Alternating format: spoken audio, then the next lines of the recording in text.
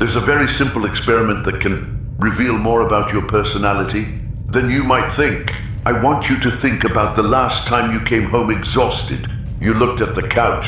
You wanted to sit down and rest, but before you did, you noticed a coffee mug on the table, a jacket lying on a chair, an unmade bed. Now pay attention to what happens inside you. Some people can see all of that and carry on with their day as if nothing were there. Others can't last even a minute. They get up, fold the clothes, wash the mug, straighten the cushions, open the window, and only then can they finally sit down. For years, many people believed this was simply a quirky habit. Others called it perfectionism. Some even joke about it, saying, "Relax, it's just one plate in the sink." But psychology has discovered that, in many cases, the problem was never the plate, or the clothes, or the clutter. The real conflict is happening somewhere no one can see, inside your mind. Because there's a much more interesting question that almost nobody asks. Why can two people walk into the exact same messy room and react in completely different ways? One barely notices it, the other feels immediate discomfort, as if something inside won't allow them to relax until everything is back where it belongs. And no, that doesn't necessarily mean they're more disciplined.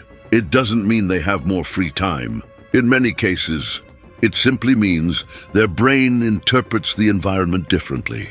Imagine this.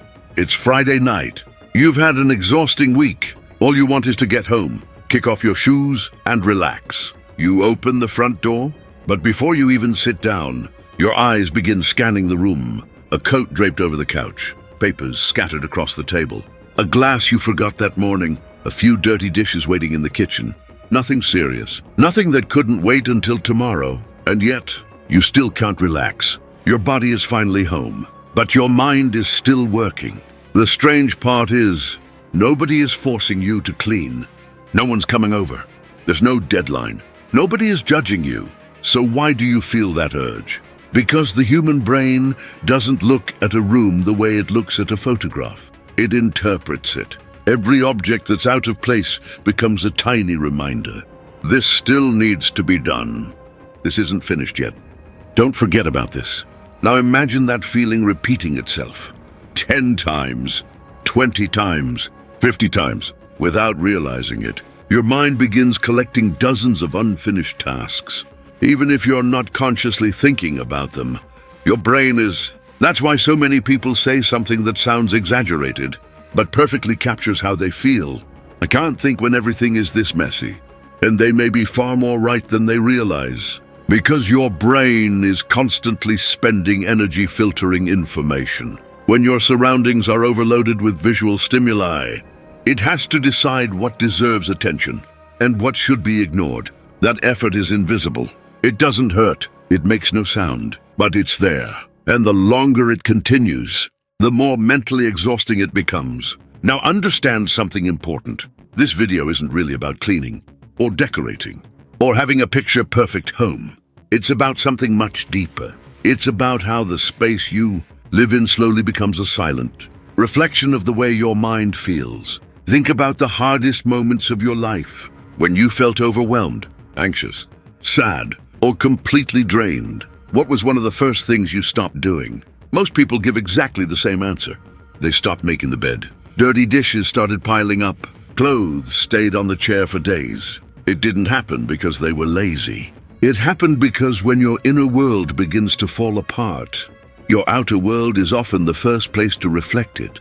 And here's something almost nobody talks about. The relationship works both ways. Just as inner chaos can create external clutter, living in clutter for long enough can also feed the chaos inside your mind. It's a silent cycle. One keeps reinforcing the other, and many people spend years trapped inside it, without ever realizing.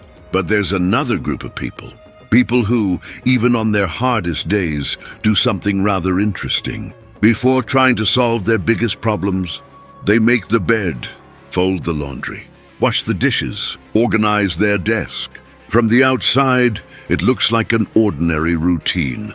But inside their minds, something much more fascinating is happening. And once you understand that mechanism, you may realize they were never just cleaning their house. Without even knowing it, they've spent their entire lives trying to organize something far more important. Every single day, the same scene plays out in thousands of homes. Someone comes home exhausted from work. They could sit down, turn on the TV, tell themselves, "I'll do it tomorrow." But they don't. First, they pick up the mug from the table, fold the blanket on the couch, put their shoes back where they belong, wipe down the kitchen counter, and only then they take a deep breath. From the outside, it seems completely insignificant. Inside the brain, however, something powerful has just happened. Everything is under control.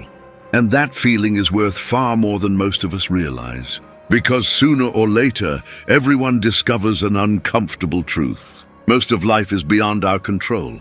You don't decide when bad news will arrive. You can't control what other people think about you.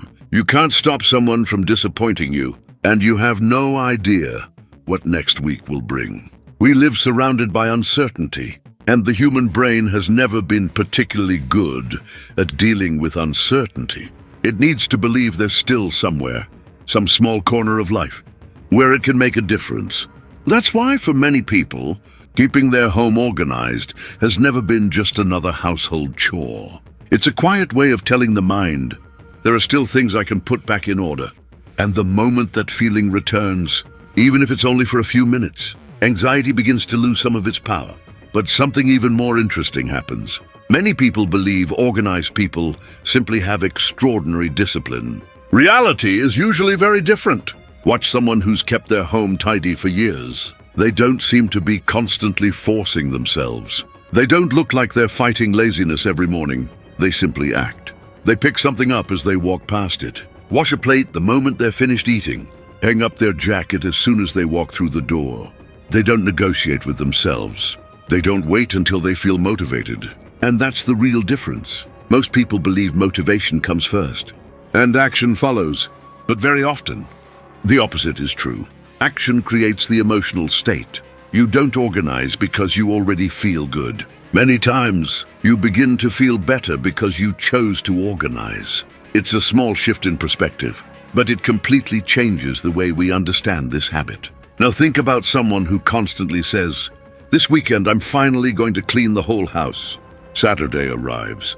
They look at the mess that's been building up for days, or even weeks, and suddenly the task feels enormous, so overwhelming, that they postpone it once again. Meanwhile, someone who spends just a few minutes every day almost never has to face that mountain. Not because they have more energy, but because they never allowed the clutter to grow that large. The same thing happens in life. Small problems we ignore for weeks often become enormous ones.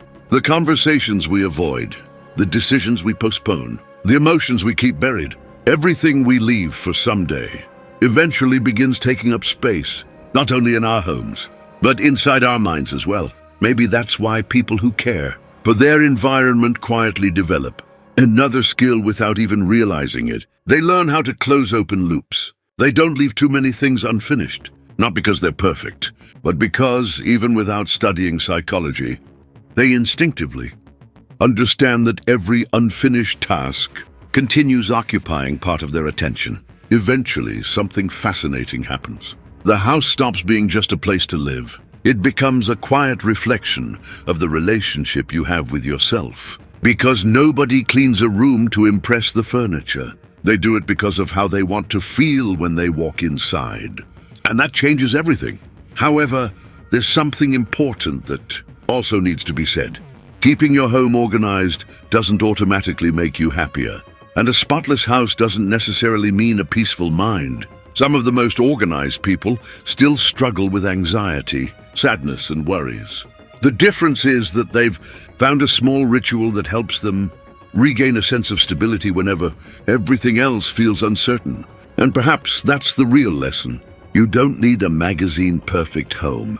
You don't need to obsess over every little detail. What truly matters is understanding that the spaces we live in quietly shape the way we think and feel. Sometimes we believe we need a vacation to find peace again, or a dramatic change in our lives, when in reality, the first step may be much simpler.